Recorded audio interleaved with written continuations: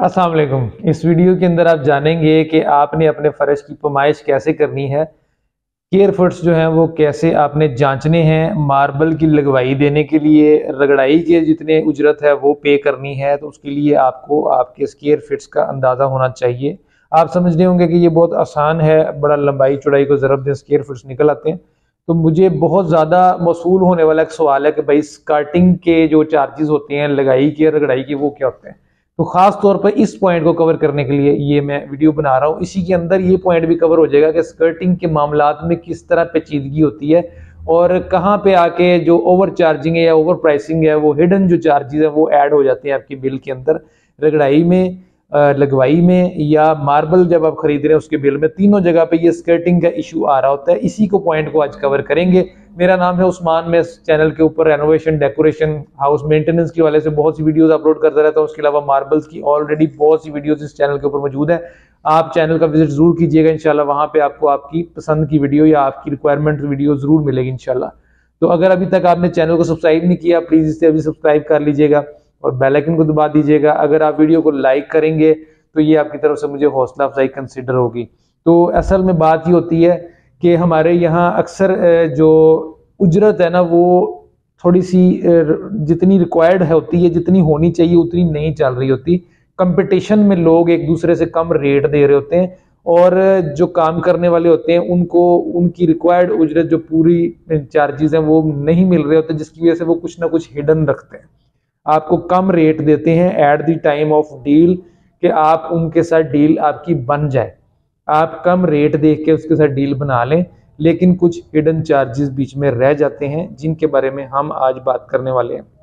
वो होता ही है कि आपका चाहे रगड़ाई हो, चाहे आपकी मार्बल की लगवाई हो या आपका मार्बल की खरीदारी हो, तीनों स्क्वायर फीट्स में रेट डन हो रहे होते हैं। फॉर एग्जाम्पल 60 रुपए फुट। सबसे पहले बात कर लेते हैं जब आप मार्बल खरीदने बैठे तो 60 रुपए फुट आपका रेट डन हुआ, ठीक है। अब ये था स्क्वायर फुट का रेट। स्क्वायर फुट फ्लोर के मामले में कैलकुलेट करने बहुत आसान होते हैं। फुट बाय फुट की टाइल्स होती हैं, जैसे मेरे सामने ये इस वक्त मौजूद है, ठीक है, या फुट बाय 2 फुट की टाइल्स होती हैं जैसे ये मेरे सामने मौजूद है, ठीक है।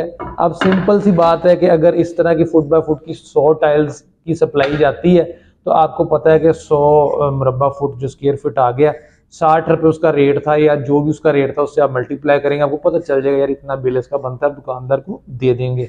लेकिन जब आता है मामला स्कर्टिंग का तो स्कर्टिंग स्क्वायर फुट में नहीं होती, वो रनिंग फुट में जा रही होती है। अब या तो आपने उसके स्कर्टिंग का रेट जो है वो मुरब्बा फुट में काउंट करना है या आपने उसकी रेट को रनिंग फुट में ले आना है, क्योंकि दोनों चीजें मैच होनी चाहिए। फॉर एग्जाम्पल 60 रुपए स्क्वायर फीट का मार्बल आपने लिया, वैसे 60 रुपए कोई है नहीं रेट, मैं एक राउंड ऑफ फिगर ले रहा हूँ आसानी के लिए।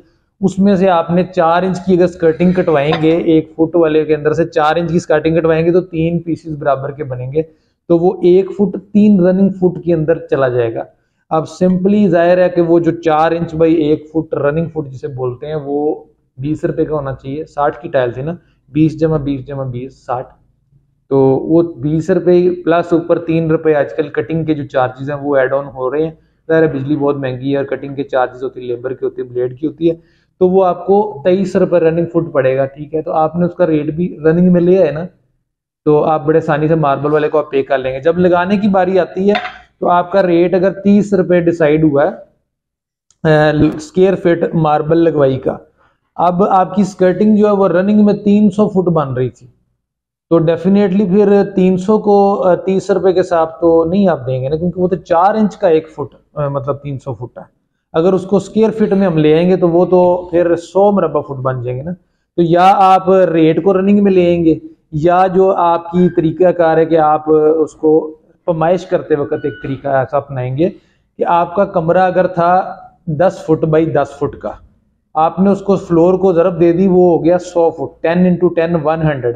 लेकिन आप ये स्कर्टिंग का बीच में अगर कवर करना चाह रहे हैं, अपना फीता उतना उठा लें ऊपर तक जितना आपकी स्कर्टिंग है। फॉर एग्जांपल 10 फुट का कमरा था और 6-6 इंच की दोनों दीवारों पर स्कर्टिंग लगी हुई थी, तो आप 10 को 11 लिख लें अपने पेज के ऊपर, और दूसरी साइड भी इसी तरह 10 थी या 12 थी या 13 थी, जितनी भी थी, 6-6 इंच की दोनों साइड पे जब स्कर्टिंग ऐड करेंगे तो 1 फुट उसमें ऐड ऑन कर लेना है।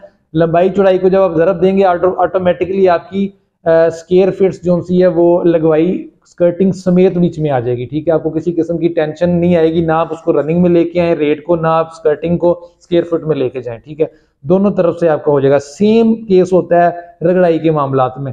रगड़ाई जब आपने बिल देना है, उजरत देनी है, तो तब भी आपने उसकी पैमाइश करते वक्त फीते को दोनों साइडों से स्कर्टिंग तक उठा लिया करें और वो अपनी लंबाई कंसिडर कर लिया करें। जब चौड़ाई कर रहे हो तो तब भी फीते को स्कर्टिंग तक उठा लिया करें, वो अपनी चौड़ाई या लंबाई जो भी है उसको आपस में जरब देंगे, उस कमरे की स्क्वायर फुट निकल आएंगे, उस हिसाब से आप उसमें रगड़ाई वाले को पे कर दें। अच्छा, अक्सर औकात ये हिडन चार्जेस ही होते हैं कि जब वो दुकानदार या रगड़ाई वाला या मैसन जो लगाने वाला टाइल फिक्सर है वो आपसे उजरत जब फिक्स कर रहा होता है तो उस वक्त ये चीज डिसाइड नहीं हो पाती। At the time of deal ये चीज डिसाइड स्क्वायर फीट में रेट हुआ होता है, और जो स्कर्टिंग है उसकी भी और रनिंग में उसको स्क्वायर फुट वाला रेट लगा देते हैं चुप करके, और यहाँ पे आके प्रॉब्लम आती है। ये काफी ज्यादा सवालात थे, इसकी वजह से मैंने इस वीडियो को बनाया। वैसे मैं इन पॉइंट्स को पहले कई वीडियोस में कवर कर चुका हूँ, मैंने सोचा कि इसके ऊपर एक स्पेशल वीडियो बना दी जाए क्योंकि इसकी बहुत ज्यादा डिमांड थी। तो इस तरह से आप ओवर चार्जिंग से या हिडन चार्जेस से बच जाएंगे अगर आप इस पूरी वीडियो को समझ गए हैं। अगर आपको कोई चीज ऐसी है जो समझ में नहीं आई तो कमेंट सेक्शन मौजूद है, उसके नीचे आप जरूर लिखें, मैं वहां पर इंशाल्लाह आपको जवाब देने की पूरी कोशिश करूंगा या उसके ऊपर वीडियो बनाने की कोशिश करूंगा। आपको जब ये चीजें पता चल गई हैं, अगर आप नई डील करने जा रहे हैं तो डेफिनेटली आपके लिए आसानी होगी। आप at the time of deal उसे स्टार्ट में पूछ लेंगे कि भाई जो स्कर्टिंग है वो तो 4 इंच रनिंग में होगी या 6 इंच रनिंग में होगी, उसका आप क्या लेंगे। जब पहले से चीज डिसाइड हो जाएगी, वो खुद कह देता है कि बंदा मैंने लेने ही इतने हैं, तो फिर तो एक बात खुल के सामने आ गई। लेकिन जब डिसाइड ना हुआ हो तो फिर अक्सर मैंने देखा है कि इस पॉइंट के ऊपर आके कन्फ्लिक्ट्स आ जाते हैं दुकानदार के अंदर या वेंडर जो भी सप्लायर है, रगड़ाई वाला है या जो मैसन नजर आते हैं और जो बनवाने वाला मकान उसके अंदर आ जाते हैं। अमूमन तो ठेके के घर जो पूरा बना रहे हो तो उसमें ये मसला नहीं होता, लेकिन अगर बाद में कोई अपने घर की रेनोवेशन करवा रहा है, किसी 1 या 2 कमरों में लगवा रहा है, घर पहले से बना हुआ था, सिर्फ उसका ठेका हुआ है और उसके बाद उसने रगड़ाई करवाई है, तो उसमें ये चीज़ें सामने आती हैं। ये थी आज की वीडियो, उम्मीद करता हूँ इससे आपको फायदा हासिल हुआ होगा। अगर फायदा हासिल हुआ तो दोस्तों के साथ इसको शेयर कर दीजिएगा और लाइक प्लीज इसको जरूर कर दीजिएगा। चैनल को जाते जाते सब्सक्राइब कर दीजिएगा।